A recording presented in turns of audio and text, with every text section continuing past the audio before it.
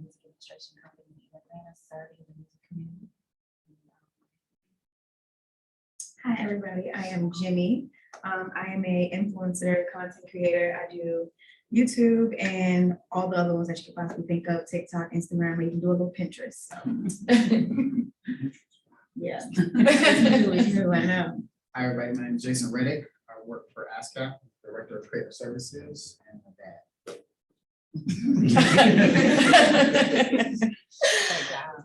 Right. What about you guys? I'm the Director of Creative Services. A director of creative services. Yeah, give them a little bit more, yeah. I thought that was a question. It's not a question. Don't worry about it. We'll get there. That's why, y'all. So Jason is one of my mentors. Also, Tammy has helped me navigate my career as well. I met them at Radio 1 a long time ago, but there are some really dope individuals. And me and my girl Jamie just met today, so I'm excited for this. So if y'all hear a little dialogue back and forth, sometimes it's just because it's family, okay? All right, we're going to start with Jason, by the way.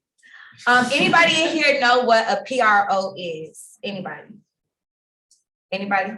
Sorry if you don't. Most people don't. So it's a performing rights organization. It's something that everybody, if they're creative, should sign up for. What it does is it collects royalties on your behalf on the performance side. So there's two sides of publishing, performance and mechanical. And I'm gonna let Tim use that. It's very technical. But on the performance side, that's radio, MTV, things that you hear in schools, businesses, restaurants, at stadiums, licensed venues. That's what you get on the performance side, as well as when artists perform. If they perform your music, if you're a songwriter, producer, you're gonna get paid off of that as well. And so our organization helps collect those royalties on your behalf when people turn in those calculations and they get paid. So it's a performing rights organization. And outside of ASCAP, you also have BMI and CSAT, which you guys may be familiar with as well. And what I recommend to an upcoming artist, I always say, go where you're most comfortable at. So for me, I've always, for the most part, brought my clients to ASCAP just because I can walk in his office and get on his nerves if I want to. But it always helps when you have a good relationship with the person, because it's like the work get done faster is what I'm saying. So I just always put that out there when it comes down to who you're deciding between when it goes to the PROs. Also with Jason, what is something you will say as a PRO that a lot of people don't realize they have access to and they forget about, or they don't tend to utilize often? Just the people in the building. A lot of times, the music industry, I know when I was coming up, I just thought the music industry was a building. In reality, it's people. And so utilizing those relationships, I'm pretty open, pretty cool, so you can talk to me. I typically know what's going on in the city, around the city, in the music business, so you can always tap into me for the most part. And I'm here as a resource in essence. Like my job in essence is to be an extension of what you are and enhance what you have going on to help you move in the right direction. Because I know in music, just in general, it's hard. In entertainment, it's hard to figure out how to start. And so a lot of times sitting down, having a conversation with somebody, being in the room, knowing what rooms to be in, kind of will help you get on the right path. So that's kind of where I am. I'm a person that's normally a person you meet in the beginning of your career and help you throughout the whole career. Okay. And let's go back to the royalties conversation. I want Tammy to be able to break them down, talking about mechanical, sync, performance, and print. Yes, so as far as performance royalties, like Jason said, performance royalties are anytime your song is publicly performed, like he said, whether radio, live venues, as well as shopping malls, bars, clubs, but also in streaming. Streaming also produces an actual performance royalty. It's because obviously it's being played on a public performing device. So that also comes in, and then you have mechanical royalties, which were by far the very first royalty. Mechanical royalty is anytime your song is actually sold. And in this case, back in the day, we had physical sales from CDs and cassettes and so forth. Well, now they're called digital mechanicals. And every 1,200 stream actually converts to one download. So that turns into a sale, and we call those digital mechanicals. Then we have also called micro sync royalties, which is anytime there is audio coupled with visual. So that's YouTube, Facebook, Instagram, all of these different apps like your Pelotons and stuff like that, where you can actually hear audio. That generates a micro sync royalty. That micro sync royalty is still a part of the performance side. However, it is broken up. They also have mechanicals as well. So, then we have international royalties. We also have sound exchange royalties, which is on the master side. We won't go into that today, but and then there's also print royalties out there. Anytime you have a song and the song is being redistributed as like sheet music or downloaded. It's not really popular, but a lot of churches, a lot of universities that have choirs, schools, they also download sheet music and perform. And so all those royalties are usually typically what our company collects. A lot of songwriters and producers come to us because they literally have no clue on how to start. And so we go through them, with them during our free music business assessment, where we sit with them for about 30 minutes and talk to them about what they have, what they don't have, and what we suggest. And we do, recommend them choose a PRO of their choice, but we do, also have relationships with ASCAP to be able to get them over there. We provide services. If you don't know how to set up your own account, we can set it up for you. Some people just rather just pay us to just handle everything because the process goes smoother when you're working with people who know what they're doing. But the accounts that we do manage and collect royalties for, those who are affiliated with ASCAP, we love their dashboard. We love how the ease of their back end is when we need to register songs, when we need to communicate with the ASCAP staff. And so not to go off on that, but I just wanted to give a high, recommendation that I really love how their system is set up. It makes our job. No, but it makes our job easier because you can imagine we are serving a community of songwriters and producers who are underserved. Where do you go if you have a question? Where do you go if you're trying to learn about the business? So people come to us, they set up their call, they get on a call with us, we give them all this information, but they don't know how to get started. And so that's why we're here. But it's important for us as a company at the Mezzo to have relationships with the PROs, to make sure we have partnerships, that we're a part of different events such as this, to make sure that all the royalties that we just talked about are coming in and making sure you know how to collect them. Oh, so speaking of the space of, making money and, starting your artistry, let's talk about content. Let's talk about, the difference between producing quality content versus just posting, because that contributes to your algorithm, it contributes to your audience, it contributes to future fans and supporters of your craft. So I want you to speak on that a little bit more, Jenny. So when I first started, it kind of was like, just post whatever, like keep posting, post consistently. Like it was more about like just posting as much as possible. That's not the case anymore. It's literally about what you're posting, how you're connecting with your audience. So I guess you just have to like think more into it. So it's not just, I'm gonna just post whatever and just like see which one hits. You have to be strategic about what you're posting and kind of just being true to yourself, and then the people will come to you, if that makes sense. And let's carry it a little further from just like even Instagram and TikTok. Let's talk about YouTube, which is what you specialize in. What do you feel like is the difference between posting on YouTube versus posting on Instagram? Instagram, I think we all know Instagram is just not what Instagram was anymore. And then on top of that, I also love YouTube because it pays more.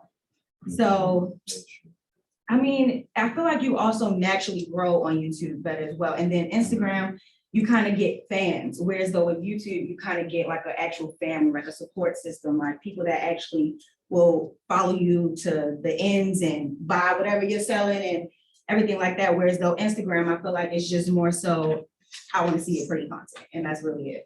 Whereas though YouTube, they really are like invested in what you're doing. And what would you say is like your niche? So if somebody's unfamiliar with Jimmy, the creator, what would you say is your niche when we're coming to your account? I don't even think I have a niche anymore. I feel like it's no longer about having a niche. It used to be, but it's just not anymore. It's more so about just being like yourself, if that makes sense. I don't have a niche. I'm just funny. I just do my thing and then the people just come. Yeah. So how did you, go ahead. I was gonna say, to piggyback off of YouTube, You know, one thing I love about YouTube, my actual brand started back in 2012 when I did my first video on split sheets on YouTube, and that video has done well. It has brought a lot of clients our way and everything on top of all of the other content. But YouTube, from a independent artist standpoint, YouTube also pays out 3 different ways compared to a lot of the other streaming apps. And so, because in his case, it's an app, it's not a streaming platform, but you know, they do have YouTube Music. So, but YouTube, the actual original YouTube where you can go and actively have your channel and upload your videos, that platform still is connected. They are very, very, very savvy when it comes down to content ID. And content ID allows for songwriters, producers, artists, indie labels, major artists to be able to upload music, but you making money off of the actual sound recording. If you're the label, you're making money off of the publishing if you wrote or produced any of the music, and then you also are making money off of the ads and your subscriptions and all those other things too. So you just really have like one pot from one channel that is generating multiple streams of income. In addition to like the recent perks that they added, like you can have a membership now and all these other things too. So I love YouTube. Yeah, I'm so happy that you brought that up. They are, to me, if you're trying to get your music out there and you have a fan base that supports you, that's the quickest and easiest way to send them. Because everything is there, you know, and it's accessible. You don't necessarily have to have an app to watch or listen. You just literally go to the channel and you'll benefit off of the music. Now, the only thing is, as a creator, songwriter, producer, independent artist, major, you cannot collect directly from YouTube unless you have a company like mine or a major publisher. We are administrators and we also are publishers, just in case you don't have a publisher. And so you have to have someone as your administrator to collect on your behalf. And their system, you have to also be connected inside of their system. Otherwise, you're gonna go through a third party. We are directly connected to YouTube. So we have a YouTube publishing platform directly issued to the Mezzo agency. So we don't have to go through several third parties to collect royalties for any of our clients that have money on YouTube. Oh, that's great information. Yeah. So let's get to the point of how do you even get monetized on YouTube? Because I know you have to have like, what, 10,000 subscribers. So let's go a little bit further into that as well. So monetization, it's actually 1,000 subscribers. It's not hard to get the first 1,000 subscribers. It's actually hard to get those 40,000 watch hours. So that's like the part where you had to build up. But once you do hit that mark, it's kind of just up from there. Like you can just start building like your views from there. But yeah, 1,000 subscribers, 40,000 watch hours, and they go through like a process where they kind of like screen your subscribers. So they have to make sure it's not any like bot accounts and stuff like that. So I think it takes like up to a month for you to get like approved and everything. And then once you get approved, it goes from there. But you don't get paid for the videos that you made prior. So once you get approved, it starts right there. So if you have a video that did like 4 million views, you will not get money for that at all. So yeah, that part sucks. Yeah. I know. The building of it. Okay, let's go to Tammy and Jason. You both can kind of answer this question about, you know, sampling songs and getting it cleared. Is that a difficult process?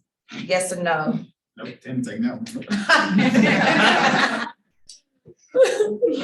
So the process of sampling clearance, for one, what is anytime you have a song or someone has a song that contains a sample from another original work that they don't own.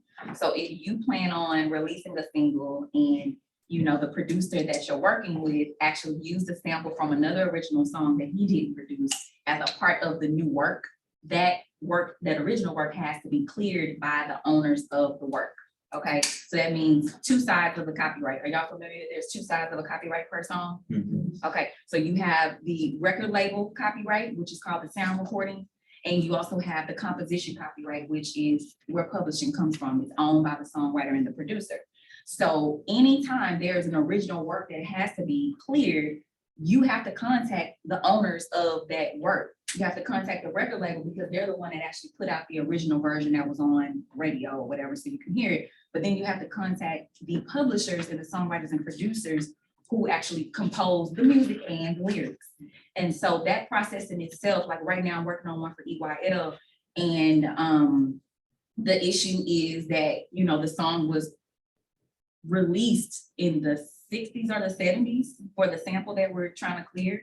And so we had to track down literally for like 3 months who the actual record label is now, because that record label that they were originally signed to has dissipated, gone.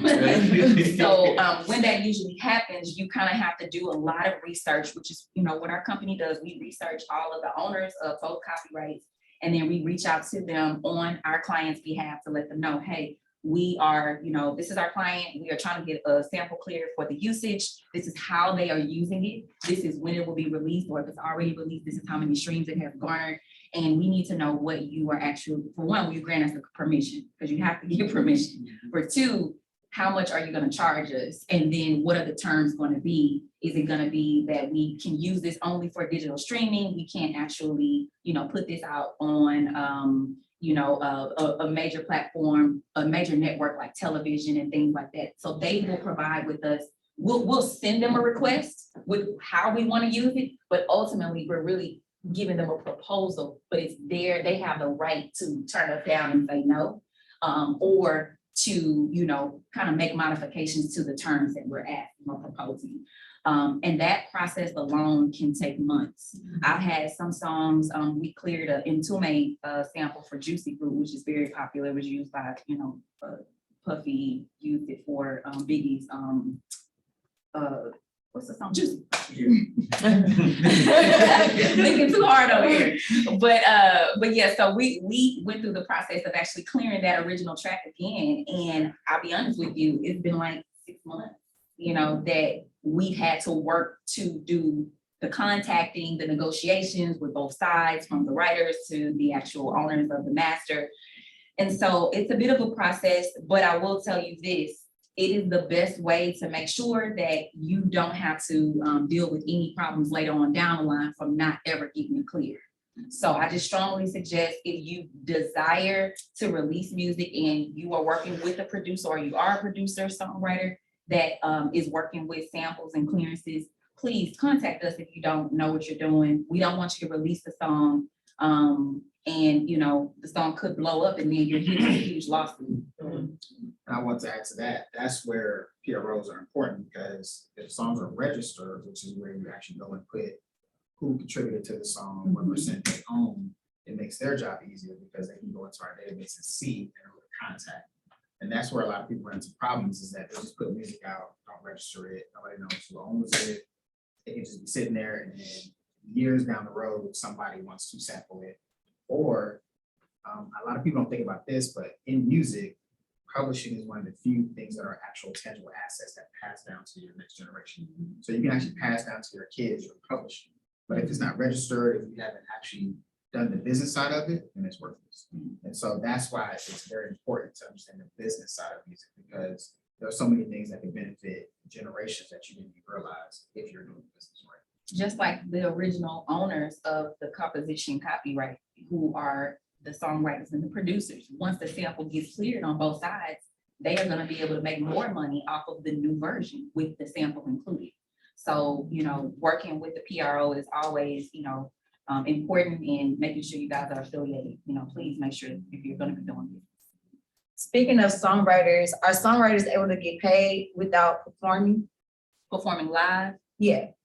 I mean, they're able to get paid off of live performances if they're registered, but the venue also has to be affiliated with the PRO. Have to be a licensed venue. Oh, Yeah. But songwriters get paid on the publishing side of things, Yeah. regardless. So whether you perform the song or not, if you wrote it and you get credited for it, whatever your percentage. So think about it in this terms. A song is 100%. 50 goes to all the songwriters that are involved, and 50 goes to the producers that are involved. So if a song generates 100,000 and you're entitled to 10% of that song, you get 10% of 100,000. And that's how the breakdowns go on a simple basis. But it's way complex than that, but on a simple basis, that's what it looks like. Yeah, but if they're performing like live as an artist, but they also wrote their songs, they'll be able to benefit off both sides. Mhm. They're benefiting as an artist, And that's on the master recording, whole nother conversation. And then of course, if they wrote the song or produced the song, then they will benefit if the venue is actually licensed with the PRO. So that's live performance. I'm sorry, like when you said license, like as a with the PRO or just license in general? With a PRO. With a So Okay. like we have deals with Center Stage and Tabernacle, and they're all licensed venues. So when you walk in, you'll see our symbol because they're actually licensed. So every time somebody performs there, there's money that's collected. They pass it on to us from ticket sales to performing and all that, and then we break it down with the people. So when you register as a songwriter producer, when you go into our system, there's a thing called coming to the stage where you register your actual set list. And then that way you can say, I went to this venue on this day, and if it generated X amount of dollars, you're able to participate in those numbers. And let's talk about music now, because like back on, well, now on Instagram, you're able to add music to the reels.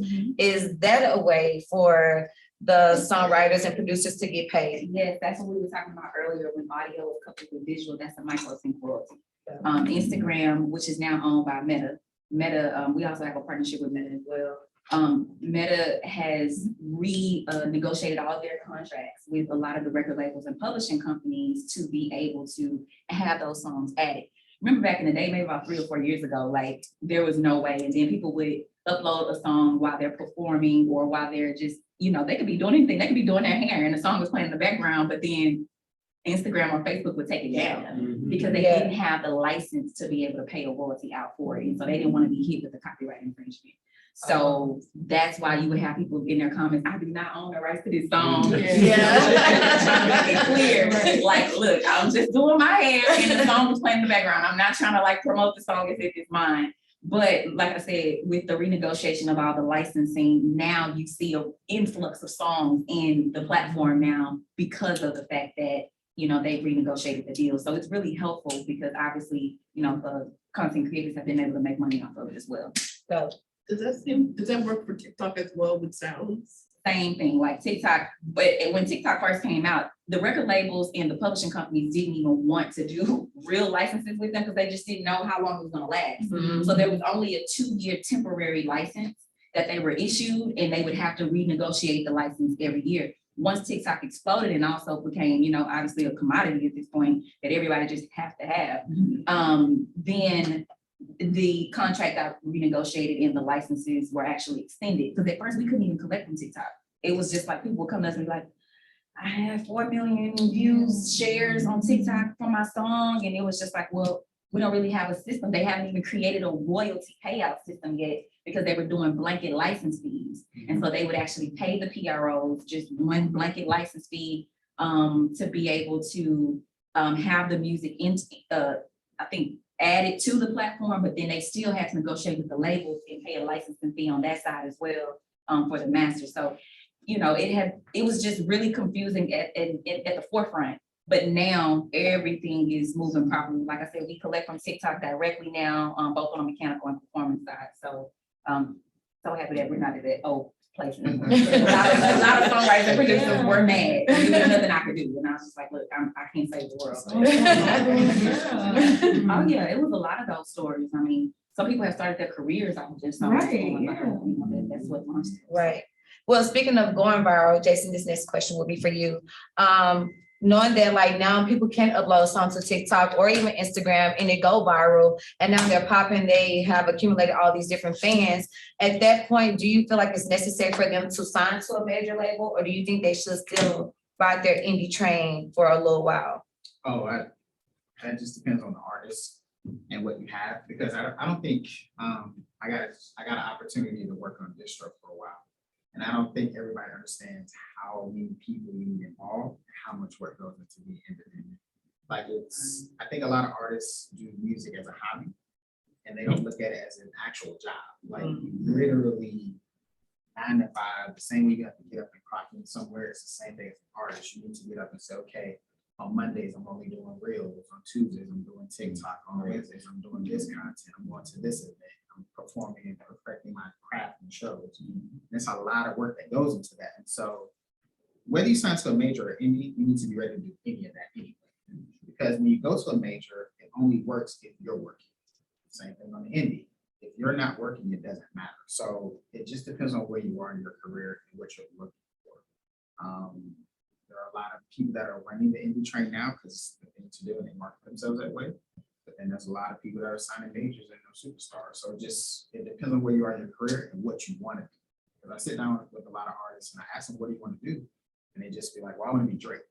You got to understand what it is to be Drake and what he had to do and the music he has to put out and the sacrifices he has to make. And doing records he probably doesn't want to do. You just don't know it because he sells it at this point. But that takes a lot to be that person or to even work and operate in that area of space. So you have to understand what you're looking for and what type of art you actually want. Speaking of PROs, how can multiple artists work together and be members of different PROs? Because it doesn't matter who you're affiliated with. Like I said, when you register a song and it asks, so everybody, when you sign up with the PRO, you get what they call an IPI number. And that in essence is your songwriter social security or producer social security. And when that is put and attached to a song, no matter what organization is collecting, they can see that you're affiliated with this person. So we're entitled to collect this portion for this person. Yeah. So it doesn't matter. Anybody can work together. It's not about who you're affiliated with. It's about creating a song in essence. And making sure you have your splits. Done, great, and actually agreed upon, because that's what happens a lot of times. Creatives, oh yeah, man, I love you, man. We're gonna do this song together, and then it takes off, and it's like, whoa, you really didn't do much on this song, and then everybody's fighting for splits and all these things, and nobody's getting paid. Money's just sitting there, and that's the worst thing ever, to know that money's sitting there that you can't collect because you guys didn't come to an agreement early on. Is it like a proper way to even have that conversation, like in the making of that song? It's everybody temperament. Like some people like to get it out the way early. Some people like to let the lawyers and managers handle it. It all depends. Everybody does business different. So it just depends. Have the conversation. Don't be afraid of it because it's worse on the back end, but figure out what works for you. Whether you have assistant, manager, you do the conversation, figure out what works best for you. And just do it. I would say as an independent, it definitely needs to be something that you do after every session. With the influx of so many creatives now, because y'all can easily go and upload your music today and release it within the next week or so, that on top of collaboration leads to confusion if the paperwork is not done. So I would say just to eliminate that all, make it a standard practice. We have to, and we're on a mission with our company, you know, our core principle is to educate, advocate, and to support the creative, right? And so this right now obviously is education, but advocacy comes in because you're not being fairly treated, you know, or properly, or not being paid properly. Being supporting is making sure that the money is coming in, right? So if you are not putting yourself in position to take care of business in the beginning, then everything that comes after the creative, because it's primarily business now that the creativity is over, you're gonna be dealing with that, and that's gonna take up more time than you actually have to be creative. You see what I'm saying? Yeah. So make the investment now that when you're in the studio with the songwriter and producer, as an independent, it is a part of the process. Hey guys, we collaborating today. So excited to have y'all here. You know, happy to have this producer, the songwriters coming in. We're working and we're vibing out, and we're gonna make a hit record. After y'all finish with that record, you know, also let them know, or you can let them know in the beginning, we will be doing splits at the end. So please make sure if you don't have your PRO information, go ahead and have that and get that ready so everybody can walk away knowing what their split share is for their contribution, and there are no confusions. Maybe a confirmation email goes out by maybe a member on the team, like an you know, like a manager, like he was saying, an assistant or something like that. Before it even gets to lawyers and then all of that, just do good, look out for each other, do right by each other. You know, my intro into the business was on the creative side. At the age of 17, I wrote for Whitney Houston, and that was a very Say that one more time. Say it again. I'm very glad. I know you're gonna lie. We do panels all the time. I know you make her say it early. I was going to see if she was gonna say it.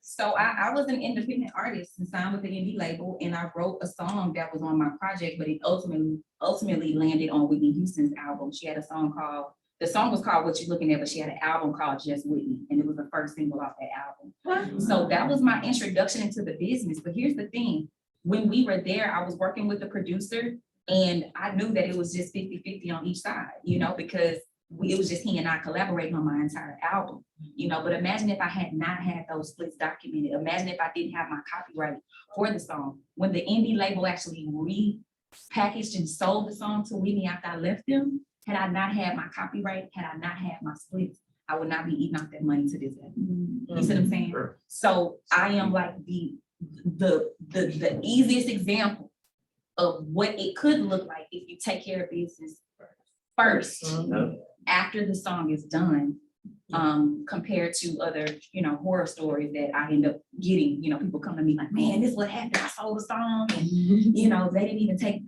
document my splits and all that. And, you know, now I'm like, you know, asked out of $1 million something, you know, that could be mine because I'm the original owner of the work, you know. It's hard to track that down and start doing retroactive collection and proof because it's now hearsay. There's no documentation and tangible that shows that you actually contributed to the work. So again, when you are in the studio, you literally need to, after you finish creativity and having fun and, you know, making a great record that you all support, please make sure you document those splits.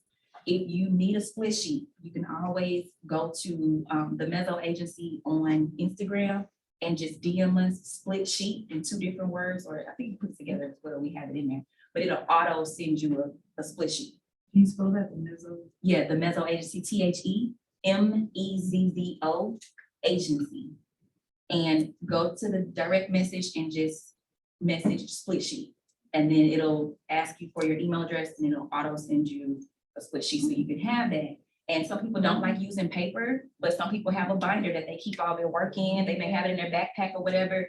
But either way, you need to have that just so you know what to ask for at the session, whether you're putting it in your phone, whether you're sending it by email. That split sheet is going to give you a guide on what all is needed, from the name of the composers, the name of the song, you know, the publishing information, the IPI, like Jason said earlier when we were talking about, you know, PROs and IPIs, but all that information needs to be documented. And then of course it allows you to sign off agreeing to your split share. So there is no confusion. Nobody forgot that you was in the studio now that the song is blown up. It's like, I don't even remember her being there. None of those stories, you don't have to worry about that because all the information was documented. Girl, you know, I've heard it all. Right. So, but you won't have to worry about that if you follow that guide on a split sheet, if you don't use the actual document itself. But I mean, it is something that I think every independent artist needs to do. Major situations are a little bit different, right? Because you may have a major artist that is working on a song, but that song can switch around so many times and can go through so many hands. Maybe the producer that they work with, you know, they got the split information from him, but they also recognize that the producer used the loop. And so now it's not him no more, it's him and whoever else contributed to the loop. Or the artist is the major artist who adds a featured artist on that song. So now it's not just the producer and the major artist anymore. It's the producer, the major artist, and the feature. But you weren't in the studio when that happens. You see what I'm saying? So by the time the song finishes, it's like 12 writers and producers on one song when that's not how it originally started. Well, then that's when the A&Rs come in and they're supposed to be collecting all of that data as far as all the contributors to the song to make sure that the splits get registered properly. So, you know, it does depend on the situation, but as indies, it needs to be a part of a requirement for each of y'all after every song. No, I definitely recommend you guys tapping into the Mezzo Agency and getting that split sheet, because what I tell people too, a lot of artists up and coming always talk about, well, I can't afford a manager, I don't need a manager, I don't know how to find a manager. Be your own acting manager. They don't know who's behind the screen. I always tell people, just learn how to, or find a friend that can write a professional email and say, hey, this is what we just recorded, this is the splits, I just want to confirm, send this over. And I always put everything in writing, just so people don't try to play me when it comes to my money. So just act as your own manager and put Team Peasy, whoever, you know, it doesn't matter. They don't know. You don't have to put a real name. Just say team whomever you are, and they will respect that, because like, okay, they own their shit. You know, they're making sure everything is in alignment. So therefore, you also cover your own self. So I would just recommend be your own acting manager until you can't act it no more. And now you're too big. You need somebody. Yeah. So another thing that's such a good point. You know, when you look out for each other as creatives, it keeps your relationship with that creative strong and healthy. You know, I know so many relationships that have been damaged behind paperwork, behind splits not being done. Now you and that producer or songwriter can't get in the studio anymore because they feel betrayed, or you feel betrayed, like you were left out because there was a song that y'all did before and then it ended up getting placed and then no one thought about you Right. when you were one of the actual original contributors. So do good by each other, because you never know. Y'all could be like the next super duo or super writing gang. You know, they used to have a little writing cliques back in the day, that's not as popular as it used to be, but you just never know. But when you damage relationships because maybe you have a close relationship with the artist, so the artist wants the song, but you want to make sure you get out of the pub and you don't want to look out for the people who helped you originally write it. That's not going to benefit you long term because your relationships are going to get tarnished. And in this business, it's about relationships. And if somebody knows that you're not looking out for other creatives, they're going to say something and it's going to spread. And the industry is very small. So always make sure you look out for each other. It's not just about you looking out for them, but also them looking out for you. If we adopt a new mindset as creatives, when you're going in the studio, like everybody will want to be able to collaborate because they know business is going to be taken care of from Sean. Yeah. And them posting you on their page on Instagram is not just looking out for you. That's why. Okay, just have to put that out there.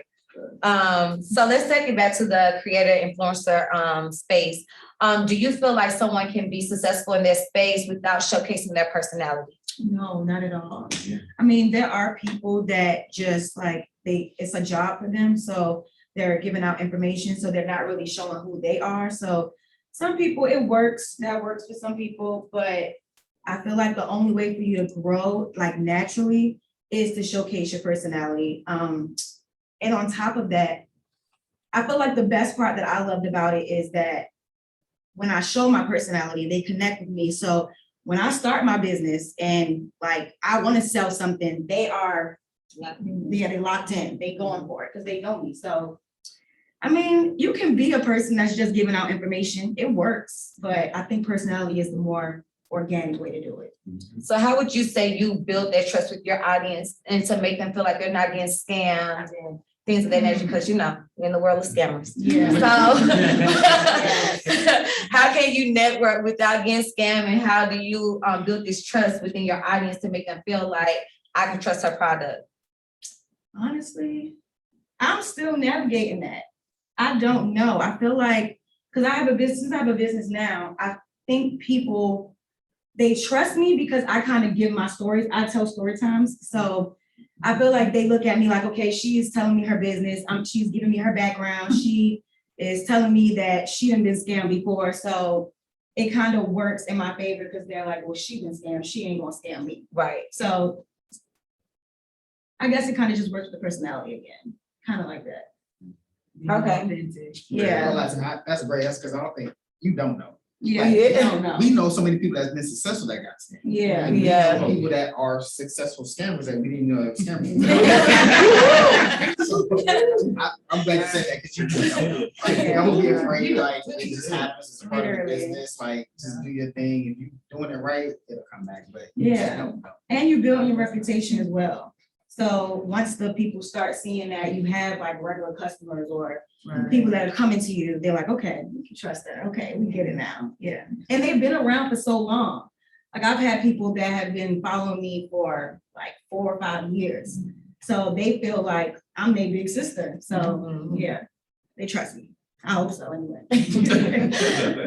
This next question will be for all the panelists. We're gonna start with Jason. What is some advice you can give to an aspiring artist or a future exec or even business owners in music? Relationships. Those are like paramount. Whether you have money, don't have money, don't have an idea, your relationships are always gonna take you further than anything. I've seen people get in rooms that had no money, but everybody knew they had money. I've seen people that are standing in line and have all the money. Like it doesn't matter. If you have relationships, that just changes the game for you. So try to cultivate relationships. The person that's sitting next to you, above you, below you, whatever you can do, try to cultivate and maintain organic relationships with people that will take you far. What's some advice you would give content creators? I know I keep saying this, but honestly, just being yourself. I feel like when I first started, my YouTube channel, everybody was like, just be yourself, just be yourself. I feel like you hear it so often, but like growing, literally just being yourself and being open and honest and vulnerable with your community. That's the best way to grow and the only way to grow, because I think a lot of people are like going with the trends and kind of just trying to go with what's working for everybody else. But if you stick to yourself and stick to who you are, that audience will take you like all the way to the top, all the way. Just like with TikTok, people just getting on there doing anything now. And they are like, they got 1 million followers, they got TV shows and stuff. So just be yourself and it will come naturally. Don't rush the process at all. And Tammy? I would strongly say mind the business that pays you.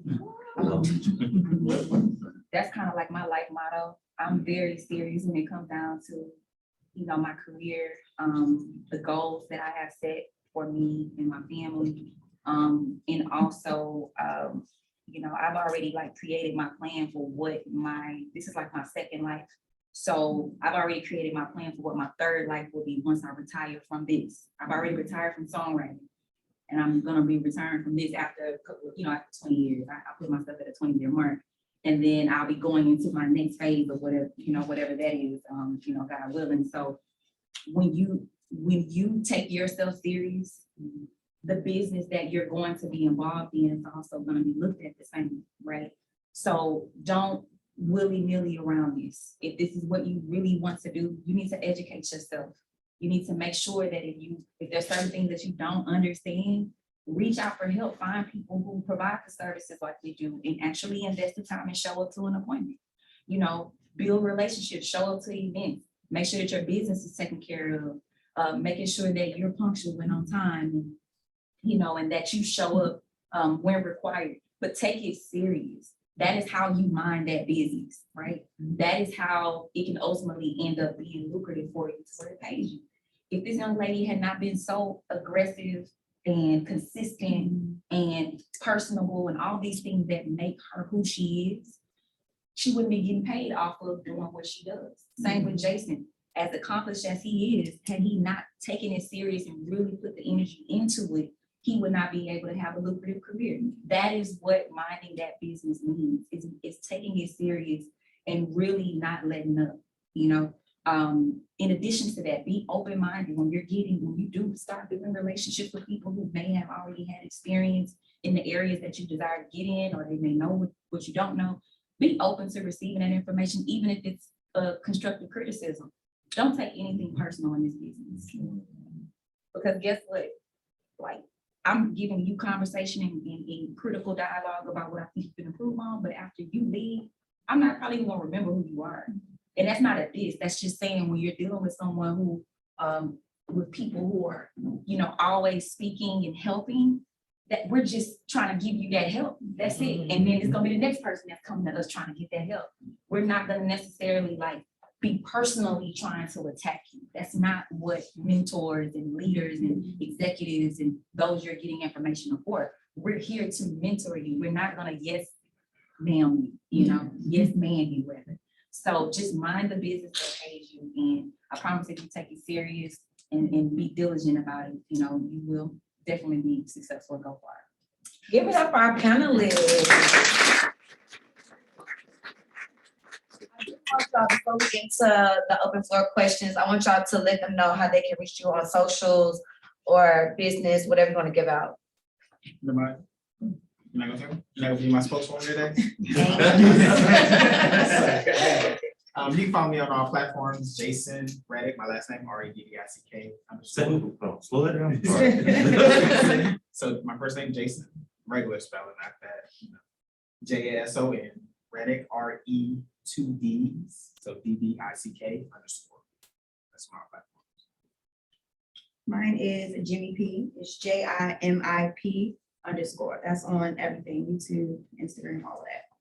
And mine is Tammy Latrell, TAMILATRELL on all social media platforms. And mine, since I did such a good job. You did. Thank you. Pat yourself on the back. It's Portia Marie, is PORCHIAMARIE. It's French, so make sure you spell it right. But we do want to open up the floor for questions. So if you don't mind standing up when you speak, just so you can project a little bit to our audience on YouTube. Anybody questions? I saw a few hands. We can start right here. Stand up, please. I didn't want to go first. It's okay.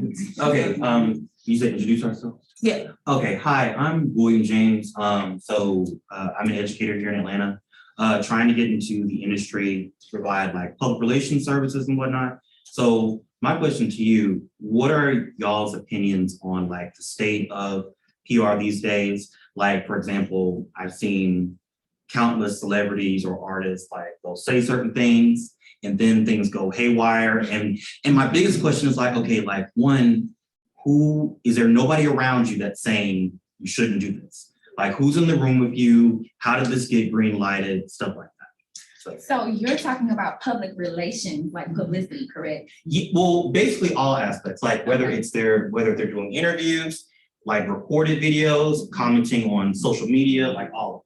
So I'll just give you my background from working at Radio One. I was a digital content manager and national producer for Radio One. Houston, we acquired St. Louis, Dallas, Atlanta, and then also DC and Charlotte and Richmond and all that.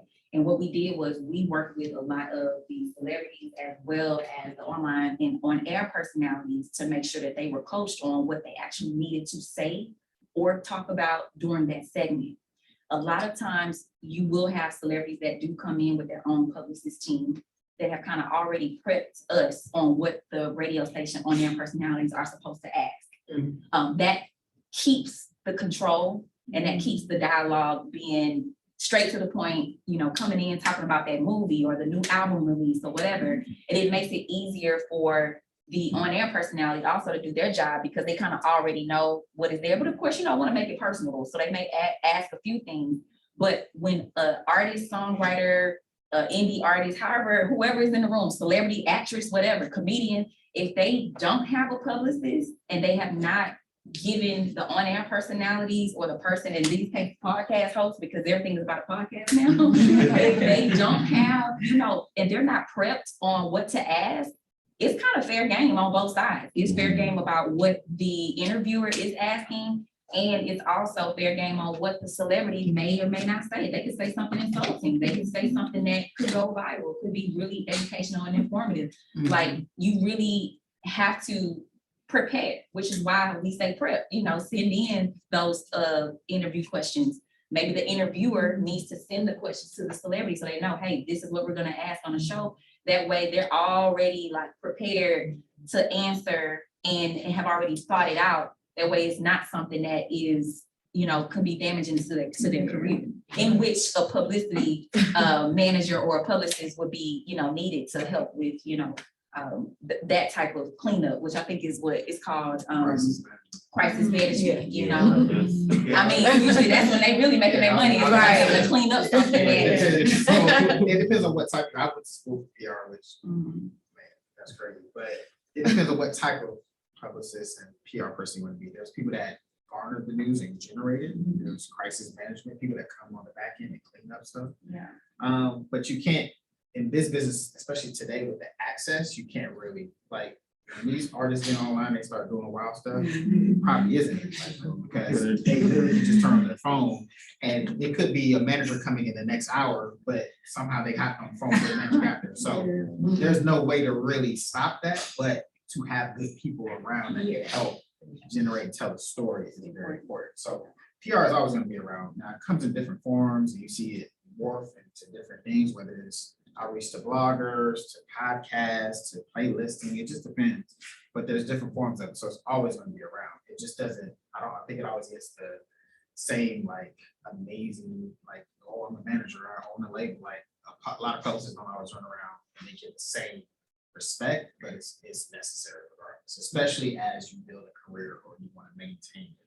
And it just comes in different forms. Like you probably should look at the Chamber Group, Chris Chamber, he's one of the top people. Chris Chambers.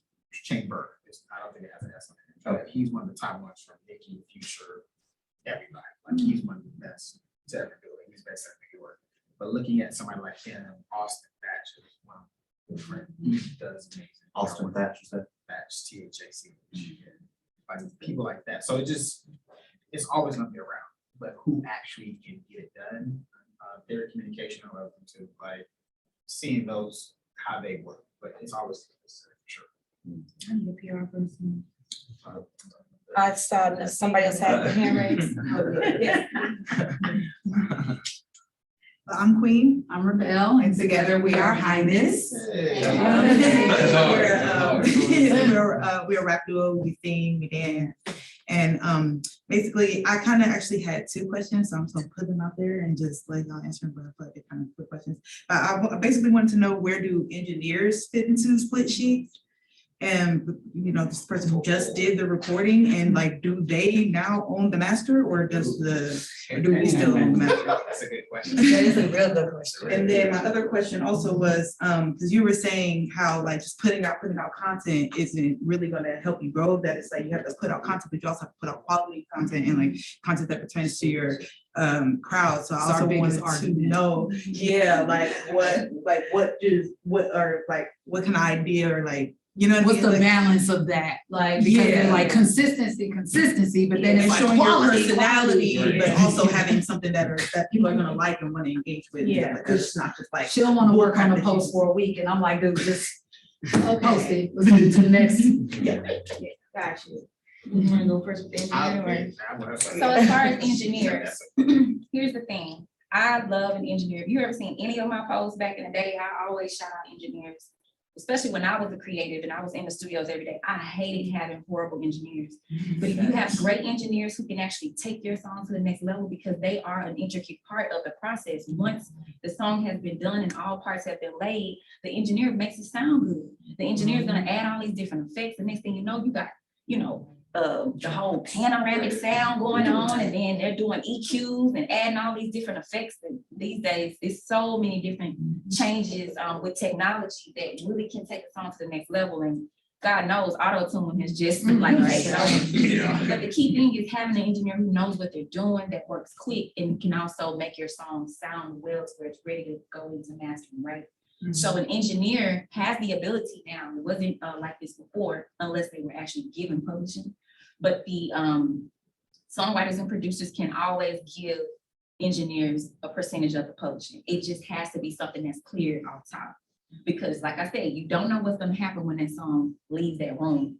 That songwriter or producer could have a relationship with an A&R, and that song ends up landing on a major project with nobody mentioning, had the splits documented that the engineer was to get a 5% or a 3%, then that's how they could lose it. Now, on the master side, if the artist has a relationship with the engineer, it's an independent situation, but it's a great, successful relationship.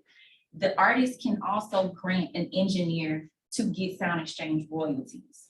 Sound Exchange now has it to where there can be a letter of direction that is processed, but it has to be signed by the actual artist, the performer of that work. They will grant them permission to receive a percentage of the royalties on the master. And I think that is exceptional. I think engineers have taken songs to the next level for artists, and they are very valuable to the process. So I definitely think that all of y'all as creatives, have respect for your engineers, because they are going to be the last stop before you start presenting and shopping and performing. And you want to make sure that before you put that out there, that they have gotten you right. And if they have, take care of them and look out for them. Because outside of the hourly pay of them engineering your session, Right. like that has nothing to do with the fact that they did something creative on that song, and it like took it to a whole nother level. Right. So if you see that and you're benefiting from that, like shoot them 5%, shoot them 3%, whatever, you know what I'm saying? But look out. And same for production, if you pay for the beat. If you pay for the beat, And for you what? have the full rights of the beat. Well, still if you get- pay for the beat and you have the full rights of the beat, I still would recommend the engineer. Engineer has nothing to do Yeah, with the it. engineer, but I mean, like, I was just asking, I guess I'm separate question, I'm sorry. Mhm. But like, if you pay for the beat, the producer still gets part of the. Publishing. Yes. I always say that, like, no matter what, you're paying for the beat to own the master. That's what people don't understand. A production fee turns over the rights from the producer to the record label, the indie label, whomever is gonna be releasing the music. So you want to make sure you get production agreements to allow you to say, hey, I'm compensating you for this production in exchange for you to turn it over to us so we have the rights to distribute it and market it and blow it up, right? But I'm still gonna take care of your publishing because you actually composed the beat. Now, you have some situations where it work for hires and, you know, they wanna buy the track out and they just wanna buy it and own all the rights. That's a situation that also is an option. But like I said, I'm always pushing to look out for the creatives long-term because that is how we continue to contribute back to the music ecosystem when everybody is eating. And then in a producer agreement, the standard one for labels, the producer gets like 3% of the master and still be the publisher. In most cases, so as long as you have an official producer agreement, Yeah. y'all agree to terms, then they're gonna get paid for it. And we have those at the mental agency too. If you're interested, you can always book an appointment and someone will be able to help you with kind of understanding what a production agreement looks like and what you need to be including as an independent to make sure that you're taking care of your producers and songwriters. As far as the content, so how I look at consistency, it's not about like showing up like every single day. It's about showing up when you say you're gonna show up. So for instance, right, I do Storytime Sundays. So everybody know, even though I be falling off on it, but they know on Sundays, they get a story time. Excuse my language, but Fuck Your Fridays, right? Fuck Your Fridays with P. Diddy.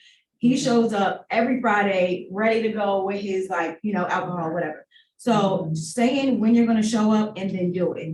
Another thing, how I do my content, I do it, I plan, I schedule, and then I execute it. So when you have that like breakdown already situated, I mean, I have like the look, the outfit, the like the caption, everything.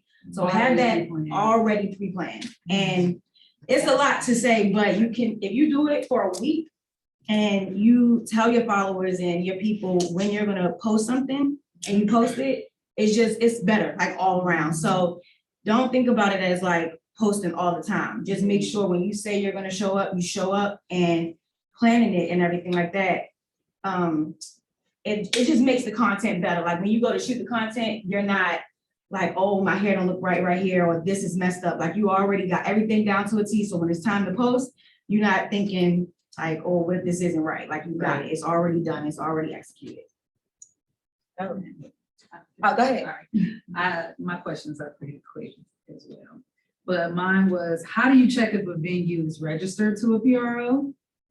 And is that something easily like just look on the website and it'll say it or what? And then my other question was, if you guys just had any advice when it comes to building authentic relationships when you're more shy and more introverted? Because I noticed I'm extroverted, I make friends, but once I'm in a business setting, I tend to like tighten up because now it's like a reason for me to talk to you, which feels, you know what I mean? Like, I'm like, I just want to talk to you because I like your dress, you know what I mean? Like, so that's. Yes, you can go to AskCap.com, you can see who's registered, but also when you're booking a venue, you can ask them, they'll tell you Oh, if they know off top, because they know they're paying their fee or not, so. yeah. Yeah, when you're booking a show, you can ask them if they're licensed. And 9 times out of 10, if it's a major venue, they by law, it says have a license. So, Yeah, I mean more of the like holding. yeah, see, that's what, so you gotta ask. Because a lot of times those come by night, they probably don't even have a liquor license, like. A lot of times, they have liquor, something like, they have liquor license, they have a license to do music as well, so they have. As far as I think like networking, that's basically what you're saying. So that's me. I'm also like that. I don't like to talk to people. Like I just feel like, you know, let's just not go there. So I know 100%. So honestly, I put on a whole different persona. Like just like with my YouTube channel, I am a completely different person. That is not me on them story times that I do. But when I go out and I network, I kind of just become like my Sasha Fierce. So you gotta really get in your head and kind of tell yourself, I am not like Jimmy. Well, I'm not Jamira, my real name. I'm Jimmy. Like I'm coming out as like this person to kind of, I don't know, it's like a psych thing. Like you gotta mess with your brain a little bit. That's what I do, Jeff. I don't know if it's gonna work, but. And I was gonna say to that, when I first got here to Atlanta, I pretty much went to all the events, and naturally, when people continue to see your face, they feel like they know you, they feel like they need to know you. So people will start coming up to you. And that's kind of how it happened with me. With a lot of the relationships I built was me literally just being in rooms, because I'm I'm very outgoing, but I have shy moments. But nobody believes me. None of my friends believe me. I am shy. I have shy moments. You see what I'm saying? Like, even my own mama don't think I'm shy, but I have shy moments. But because I'm always so bold, so loud, I'm very outgoing. People don't believe that, but it helps if you're just in the space and just carry yourself in a certain way. And then people gonna naturally attract themselves to you, and they're gonna come up to you and they're gonna talk to you. And then now you got friends out of nowhere just because I saw you at the other event. It typically starts like that. So sometimes if you don't want to speak and say a lot, like in those moments, I wasn't saying a lot because I was kind of timid because I was new to Atlanta. So I was just trying to figure it out, but I knew that I needed to be in this room. So I'm just, peeping and looking at people. Somebody say their Instagram, I go pull it up. I go follow them, I go see what they got going on. So, different stuff like that. Even like on Instagram, like, when you follow people or see them, you feel like y'all are friends. So when you see them in person, like, I know you. Like, it'd be people that like actresses or whoever, actors, and I see them in person. I'm like, I know you. And then I be thinking like, girl, you know them from a damn movie or something. But now they're my friend because I make them feel like they know me, So, you just gotta figure out different ways to navigate. But that's worked in my favor, just like showing up and just being present and carrying myself in a certain way. Any more questions on the floor? We'll go here and then we'll go to the gentleman in the back. I would just actually have a couple of questions. What's your name? Nikki. So, back to the APO. Back to the APO question. So in regards to being registered, is it like has to be with a particular, back to the venue and being registered with the APO? Does it have to be a particular APO for me to get the collection, or as long as it's registered, we can still be okay? So on PRO. So APO. on the PRO side, the venue typically will have licenses with all of the actual PROs. If they're legit venue, they're gonna be registered with all of them, and they're gonna pay you out when you perform there. So have there been cases where they just like pick and choose, like Pick and choose what? which ones they can like register to? Because is this like a bundle package? Oh no, each PRO has their own amount of licensing, what they pay for them. But if it's an official venue, like a Center Stage, a State Farm, Piedmont Park, or any official venue, I'm not talking about my Pop Robinson down the street that they can barely keep the lights. I'm talking about real venues. Georgia State is actually an actual registered venue. They're considered a school, but they have a license within our system. So any official place that's real, that sells tickets, be Ticketmaster, Live Nation, whatever, 9 times out of 10 they're registered. It's hard. I'd be hard pressed to see anybody that is an actual venue that sells through Ticketmaster, Live, because those companies almost require them to be registered as well, because that's how they get paid, because they're one of our partners. So in most cases, if you're performing in a real venue, you're going to be licensed. But the money you're making from a performance, again, it has to be a jumping spot in that revenue. I think a lot of times people think, oh, I performed tonight and I got paid $100, but then I've got this revenue coming in. The revenue that's going to come on the back end comes from a lot of accumulation of performances and over time. So because I have people that have a friend that plays their song on radio one time, they think they get a check, and it's like, bruh, the amount of space you have to really get a check, is like, it has to be more than that one spin that you're going. Oh my God. It requires like real, the music you hear all the time, trust me, they're getting paid. The song that you missed on Shazam one time and there's not a check attached to that.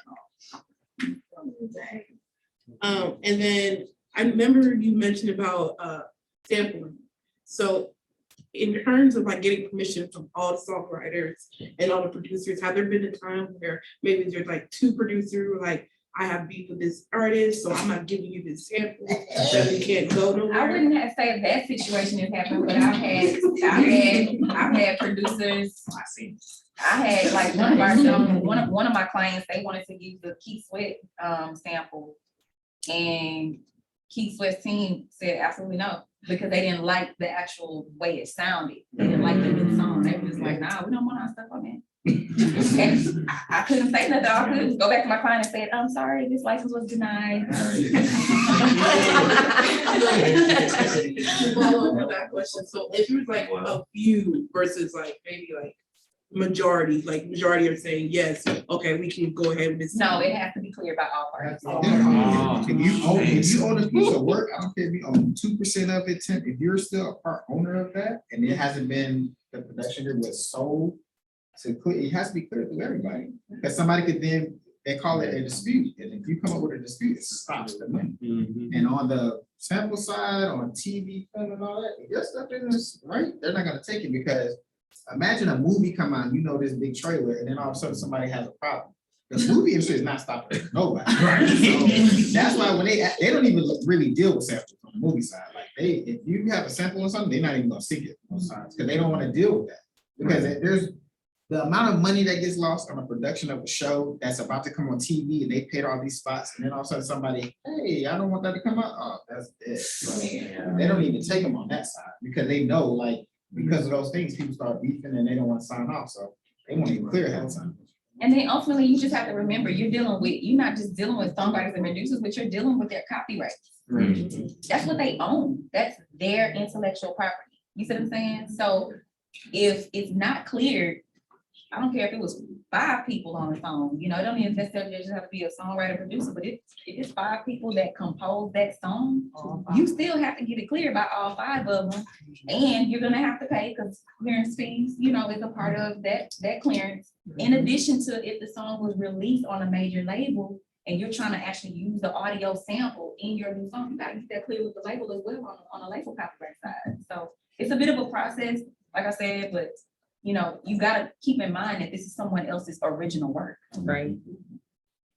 And for influencing, so say if you're running kind of type of person into like social media, where do you kind of start, like in terms of like take video content?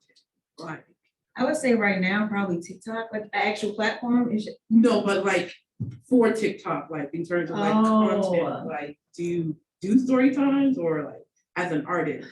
Okay, so first I would say, I feel like it's different like pillars to it, but first I would say start with maybe 1 or 2 like popular ones, something that everybody's already doing, just so you can see how that, you know, goes. But also take like the most like little thing about yourself that you just like know to a T, and go on there and talk about it. Just go on there, talk about it, or go on there, express it. If something happened to you at the store and somebody was, I don't know, a racist lady, something, whatever, go on there and get in there and just say it. And then I don't even know how else to say it, just post. It does not matter what it is. Your jacket, get on there and say, yeah, I got this jacket from such and such, and just see where it goes from there. But you're saying you don't want yourself to be on camera, is what you're saying? I mean, this is for someone else. They're really reluctant in doing social media, period. So I'm just trying to find something easy enough for them to be like, okay, I can do that and get started, and then we can move up. I'd be curious to see what type, because I think people forget, like, nothing's new under the sun. And so I think the Muppets were created because people didn't want to be in front of the camera. They have actual Muppets or artwork or things like that, like animation. Like there's a lot of ways to get in front of the camera, but you don't have to be the person that is your physical self, but you can create something. Voiceovers, things like that. There's so many other ways to be in front of the camera without being in front of the camera. If you're not that person that wants to be in front of the camera. Artist just got signed with in the Metroverse or. It's crazy. But they exist. It's coming. That was just that timing and how it was done was done. But it's coming. That's it. You just saw an iteration of what in the next 5 years, it's coming. Trust me. They just happen to be the first to jump out there, and they jumped out too quick. But like, trust me, there are labels right now having meetings about how to not do that, because they're gonna do it. Right. They're already signing people. They're already signing AI companies, VR companies. They're already signing them. They already have them in-house developing it. So don't think it's not coming. That was just one of what's actually coming. They just happened to jump out too early. And that was the backlash. But trust me, it's coming. When you see something like that, That's not the only. Trust No, they me. don't. That's not the only. They just have to get out there. Yeah, right. Super early ahead of the curve, but trust me, it's coming. And Go ahead. I was gonna say, like, how do you keep up with like creating content or the ideas of coming up with these concepts? Okay, so I do it based off of like the season. So right now, fall is coming up, so I literally will create a list of just Halloween is coming. Like my birthday just passed, so I had content for that. Like what to wear during the fall and Christmas content and all of this. I go based off of the seasons and holidays coming up, and you like create your content based off of that. And you can also just do your research. Like there's a lot of like platforms you can go on and just search like trending topics, or they'll even forecast like what will be popular in like the next month. I forgot the name of it, but I'll figure it out and I'll let you know. But just forecasting what's coming up and kind of just make a list of any topic you can possibly think of and just create, roll it out. And none of you had a question. Hi, Hey, you skipped over here. You had a question? Oh, I'm so sorry. Oh, I'm so sorry. You're right, sir. That's great. Hello, my name is Josie Kevin Heck, the rep. And I just wanted to get y'all insight on the values of owning your own like personal information as far as like being an artist. You know, because like they're always like, yo, you need to do this, you need to do this, you need to do this, you need to be a part of this show, you need to be a part of this show. But then when you go to get booked, they be like, well, what you do? You know what I'm saying? Like, it's cool you got, oh, you open for them, you know, that's great, that's fine. But then they be like, you know what I'm saying, what you do. So then it's like, which road do you take as an independent artist? Is it better to just keep trying to go on the tours and on the big joints to try to like, you know what I'm saying, gather all of those outside fans? Or would it be better to just keep chiseling your own lane, building on that, like owning like income if your direct goal is to generate income fast? I'm kind of confused on your question though. Could you clarify a little bit? I'll put it like this. As an independent artist, we are constantly advertised by other like entities, like festivals, showcases, and in those films, if you're a constant open micer or whatever, their advertising point on your success is based on how many of these you do and how many more of these and how bigger they are. And like that's if you do them consistently, you get lost in the open mic world, if you will. Like it gets to a point to where you look at it and be like, dang, a whole year's went by and I've done like 200, like you check your registration, like damn, I did like 300-400 shows, but they're like all open mics. But it's like you do it because while you're in that realm, it's like this is the route to go if you want to be like these guys. You know, this is where you want to be. But then you know, as a personal creator, it's like, well, you know, but I got all this dope stuff, you know, that's dope, and it got some people rocking with So it. where should you focus? But yeah, like what's the biggest, what would y'all suggest would be the biggest focus if income was like my like direct focus at the Should it time? be to do shows, get those ticket sales from your small fan base, or should it be, yeah, right, Yes, or drilling? yes, yes. You do all the open mics, you have this open mic crowd, but there are people around the world that cannot get to this open mic. So you need to figure out how to get to them, whether it's SoundCloud, whether it's YouTube. Like in today's world, there's so many ways to get your stuff out that if you just lock into one, that's a decision you make. Because at the end of the day, you can still do that and then go put your music out. There's artists that put out different songs at a time because they know there's different audiences on different platforms and attach. So there's like right now, Bryson Tiller has some of my top songs on SoundCloud that don't even go anywhere else. That you have to go to SoundCloud to listen to because he knew there was an audience right there. There was a time where Frank Ocean would only put information on Tumblr because that's where his fans were. But then he still had a major label deal. He's putting out music everywhere else, but then he catered to his specific fans. So at some point, there's no like, oh, I can only do this one way.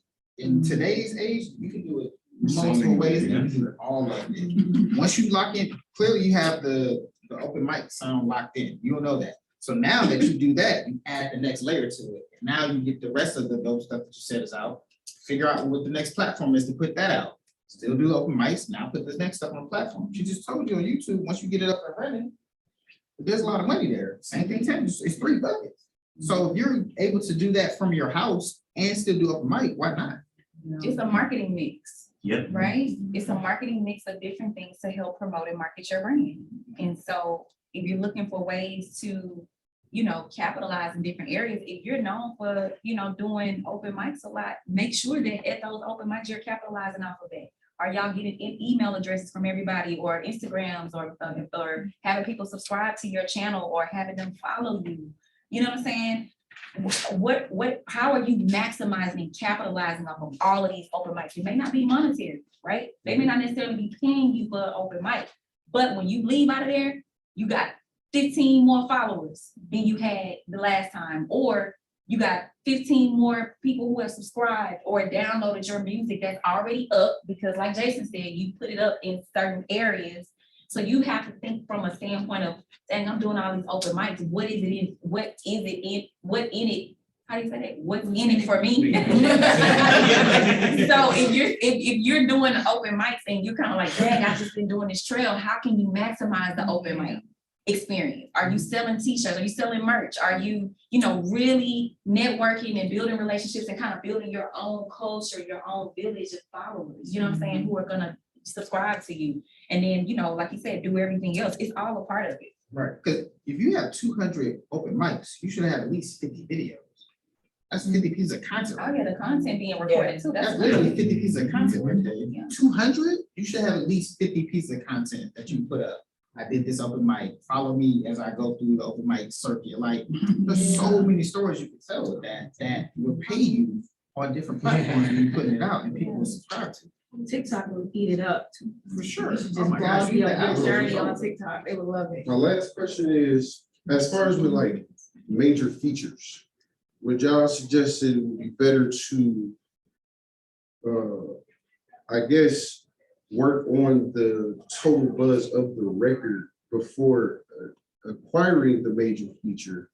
Or if marketing and like you had like a whole layout or rollout for that particular song, would it be better to just purchase the major feature and use that as the marketing tool to promote yourself?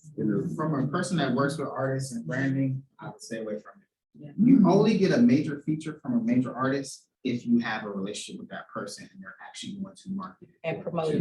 Because it makes no sense to go spend $40,000 for a feature and that person doesn't even talk about it. Exactly. Right. And now you spent the $40,000 that would have been better promoting whatever 10 pieces of content that you had or whatever, or developing something, than it would be to pay that person $40,000 just to say something on your record, but don't even talk about it or tell anybody about it. That's wasting money.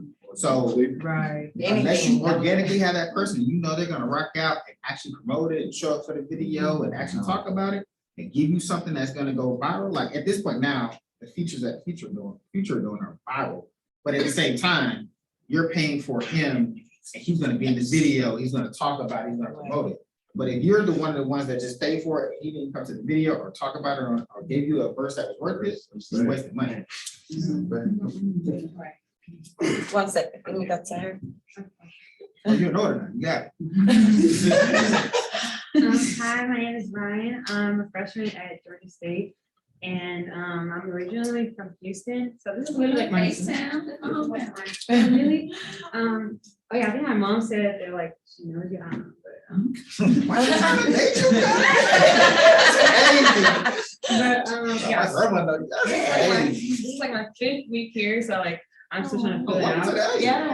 Hey, welcome. But I originally came on here because I wanted to be an actress, and I knew that I needed to like be in a state where I was around it and had like a lot more opportunities than being in Houston. So but when I got down here, it was like I just got like nervous. So I guess my question is, what advice would you give to somebody who is like nervous, like break out their shell and like network and stuff and just really like put themselves out there? Because I want to make use of coming down here, like, yeah. Be around people like me. No, but seriously, no, what I mean by that seriously is be around somebody that is a little bit more outgoing than you. And that's somebody that knows your talent and they will always make sure like, no, my girl is dope, my girl will do this, my girl, because I'm that friend, you know, outside of me being dope within my own entity, I hype my friends. So it was funny because yesterday I went to this boutique and my homegirl, she's really dope, but she said to me, she was like, I just feel like I'm not on his level. She was talking about a guy, right? And she was like, I just don't feel like I'm on his level. He got money, he got this. And I'm like, girl, you have a boutique next to Ponce City Market. Like, what do you mean? I was like, you are dope. You're doing your thing, right? And she was like, I need better friends. She literally said that. She said, I need to be around people like you. I say, yeah, because why would you even say that? I was confused why she even let that come out her mouth, right?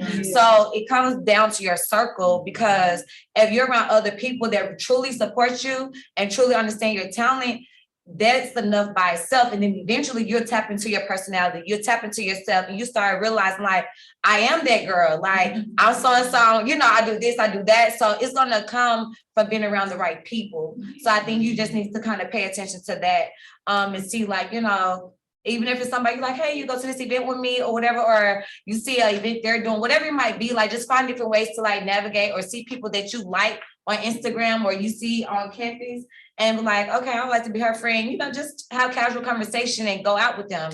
See if you even like being around them, see if other people like them. You know, just different ways to tap into it, but you should be around more outgoing people because I think it eventually will help bring out your personality too. And being from Houston, I moved back here. This is my second time back, but the first time I came was in 2006. I was single, unmarried, didn't have a child. You know, I was just like a songwriter, just like hopping from studio to studio, just trying to work. And of course, I had my own network because I was already a writer and signed to a publishing company. So all of my songwriting friends and producers were who I hung with, right?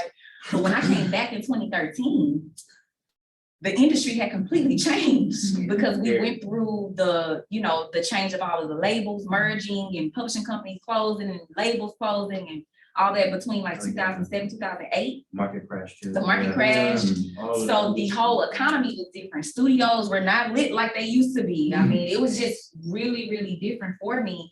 But I did have a job and I did attend a lot of events to try to get back immersed into just entertainment as a whole. Being from Houston, we are born domestic, okay? We like to stay home. It's much slower, you know, it's chill. That ain't what Atlanta is. Atlanta, you have to show up, you have to be there. And that was an adjustment for me because I'm naturally a homebody, I'm a Cancer. So, but Cancer game. But being a homebody is not gonna get you, you know, where you need to be. So I have had to adjust to that a lot and making sure I show up. In addition to that, hanging with people like Portia, you know, if it's not Portia or anybody else that you feel is going to help you, especially on the actress, you know, the acting side, right? Once you build that relationship, I always tell people who say stuff like, well, I don't know who I need to click up with. I don't really have no friends. It takes a friend to be a friend. Right. You gotta know how to be a friend so you can keep friends. You And should a have lot of friends. times it shouldn't just be, oh, well, I'm hanging with this person because I know what they could do for me. Right. You wanna show up because your intention is pure and maybe they can help you because they always shout you out and like, oh, my girl this, my girl that, but you make sure you do the same exact thing, show up for them. Yeah. Show up when, you know, like they have an event or it may not even be nothing that you are even interested in. Show up. That matters because when friendships are reciprocated, that's how you build healthy relationships that could span far past all of the stuff that, you know, y'all probably met at an open mic, but then now 5 years later, y'all both on a red carpet. Right. You know what I'm saying? At the Grammys or at the Emmys or at the Oscars. You know what I'm saying? That can happen. That can happen. The possibilities are endless, but you have to be pure in your intention. I'm very big on intention. Right. Also too, I'm the type of person, I moved a lot growing up, so I understood. Especially something that you're doing niche, go join a writer's workshop or an acting workshop. You're gonna start meeting people that are like you. And you can start knowing who the players are. Because once you start knowing who the players are in the field, then you can learn to play the game. And you know who's who. So whether it's go work on a production set, I mean, we shoot movies here all the time. They're looking for extras and people to work on set all the time. You go do that, you start to learn the world, you start to know where people are, who the directors are, who the casting agents are. You start to get familiar and that gives you a leg up versus just trying to just go out there and figure it out. now you're around the people that are actually doing it, so you know how the business works. Right. Yes. Hi everyone. My name is Laron. My artist name is Saint Laron. I'm a hip hop artist from Rochester, New York, and advocate for autism because I'm mildly autistic and everything. So my question is for someone that has autism and that has very, very like bad social anxiety. How can someone like that be able to promote themselves and be able to expand their audience and everything? Because that's like my biggest issue. Because I love the music and everything, but my biggest thing is once I get around like a lot of people, I shut down instantly.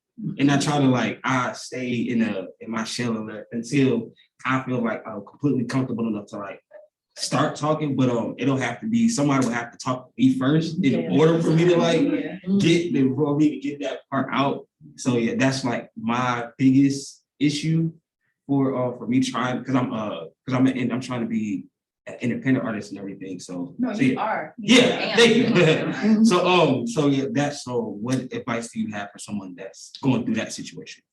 Okay, y'all want to take that? You go Okay, so I was diagnosed with anxiety panic disorder in 2012.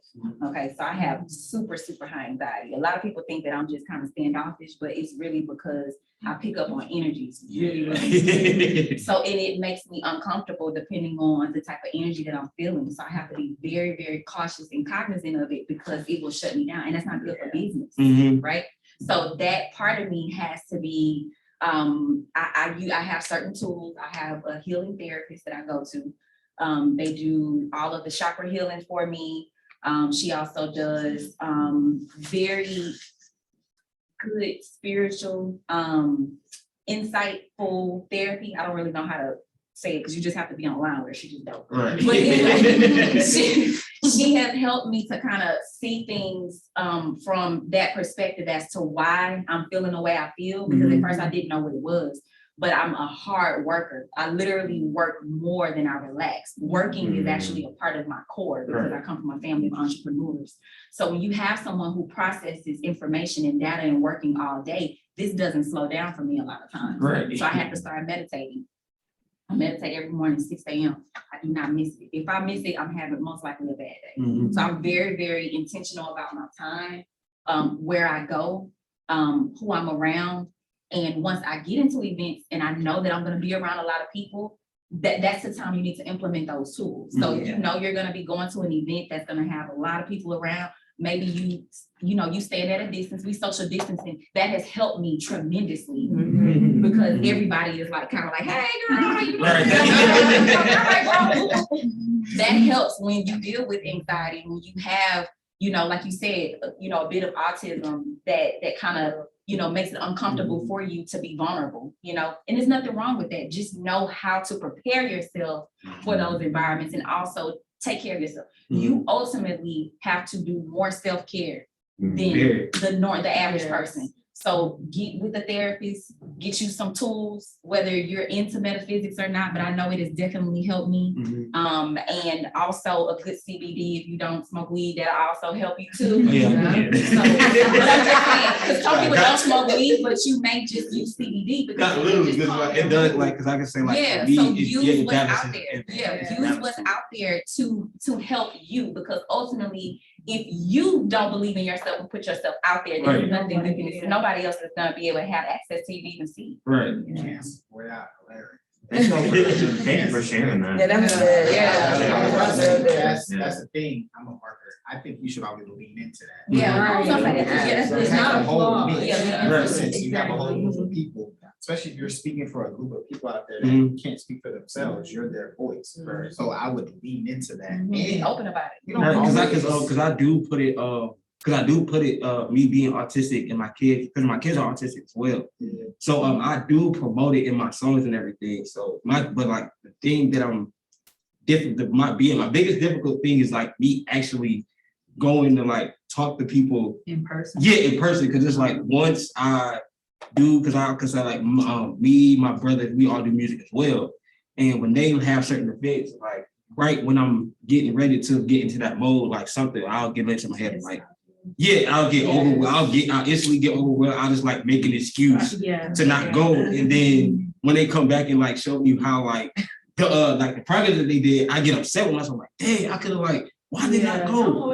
Right. And so it's like, so like I said, like that's like my biggest issue is like me. Trusting him. Yeah, that's what it is. I don't even know if that's an issue. Let's be real. Did Summer Walker get bigger after she told everybody she had a social anxiety, or was she bigger before?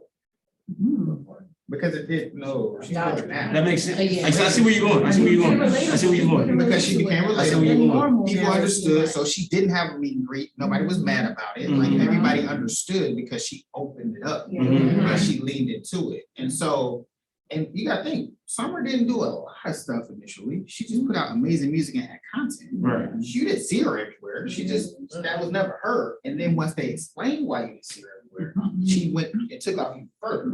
So if you have the music, and we're in an age now where everything can be documented and put on YouTube. So you don't necessarily have to go to every event.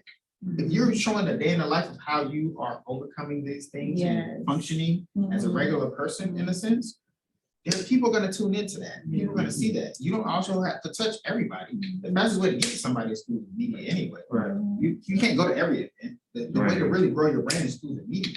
So if you're building around that and actually leaning into it, you're gonna get the fans. If we think about everybody that's mysterious, we love them because they're mysterious and you can't touch them, but we can go. Right, but you can see where she is on social media and she puts it out on social media. But she's not at every event shaking hands. Half the people don't even wouldn't shake her hand because they're nervous, and you can see her face like, into that. And so you don't have to, if you're not an outgoing person, there's other ways to magnify what you're doing. And you don't necessarily have to be, there are people that literally thrive on energy and being out, and there are people that function better inside.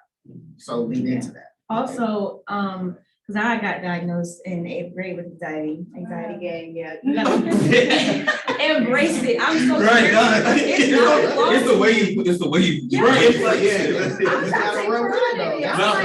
For sure. Yeah. And I had a video on TikTok that went viral because I was talking about my social anxiety, literally. And so you're not alone. There's so many people. There's way more people in the world that are similar to you. Yeah. Right. Literally. I promise you, there's way more people in the world like you than not in that sense of what they have. So those people will come to you again. If you become the voice of the people that are voiceless. And have some talking points when you go out. That's what I had to do. I have 3 talking points that I know that I can like elaborate on. And so when I go up to some random person, I know what I'm saying already. Just 3, and it'll make it a little easier. Okay. I would also say be confident. You gotta build trust in yourself. Build trust in yourself. It helps when you are talking, when you're in front of people. If you trust yourself and you are confident in who you are, it makes everything flow. But if you're not feeling it, by all means, like don't force it. Oh, trust me, I tap out. I'm not feeling it. I ain't gonna get blessed. I'm not going somewhere. It's just, you gotta take care of yourself. Thank you. Take a little shot too. Well, I'm sorry, Take a little drugs.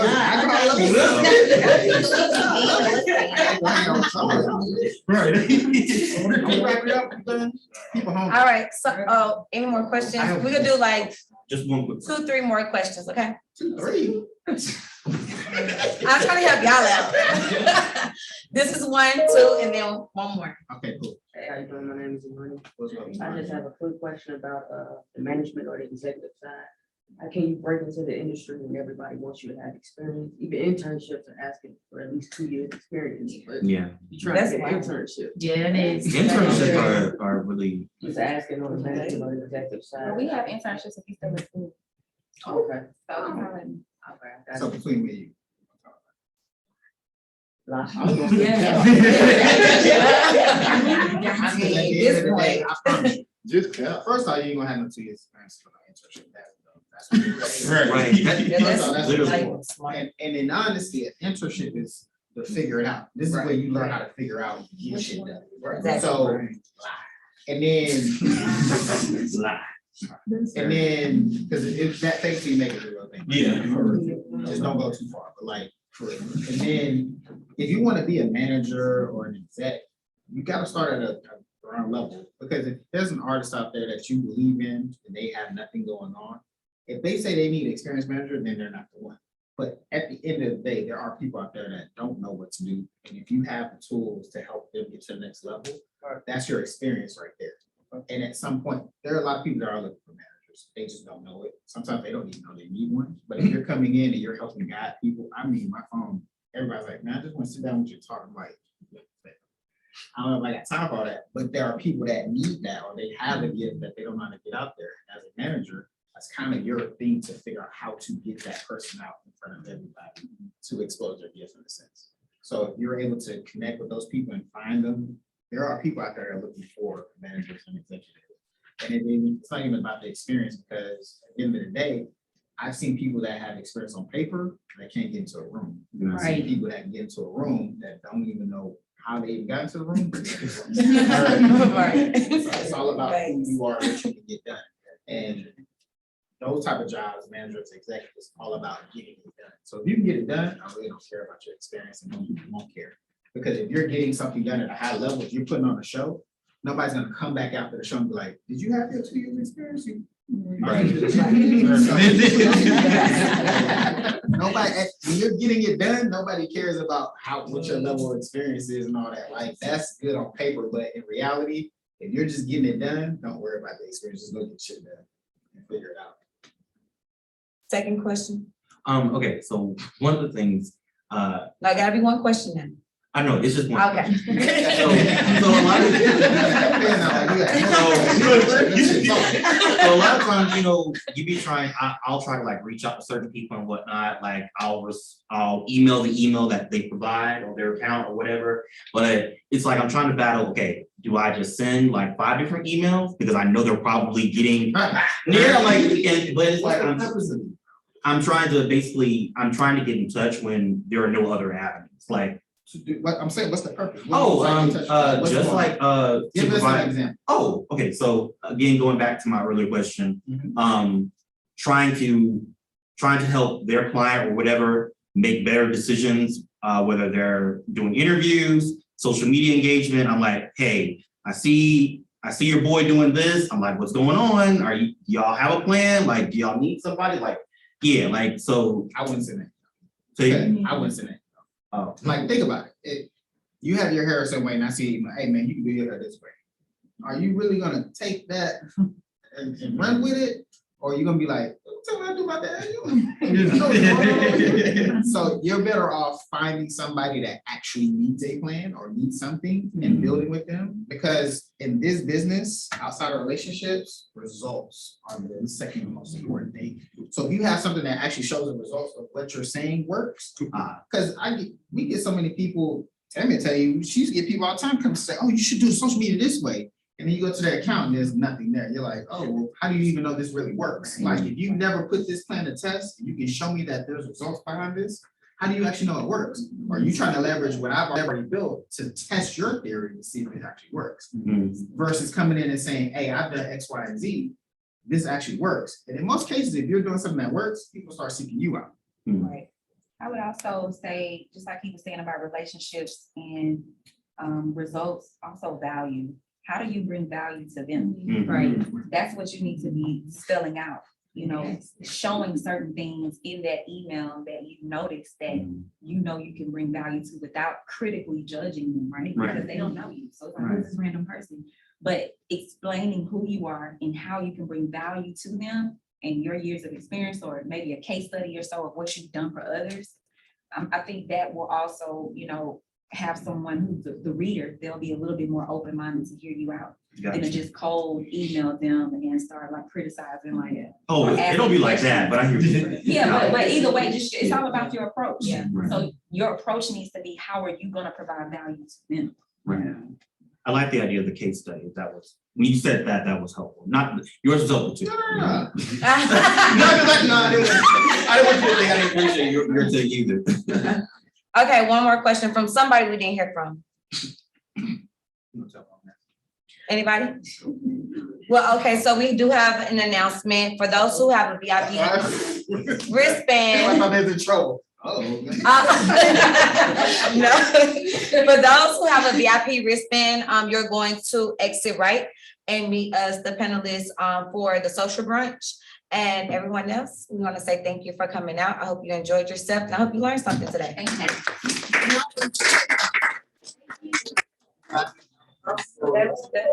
And there's a group picture.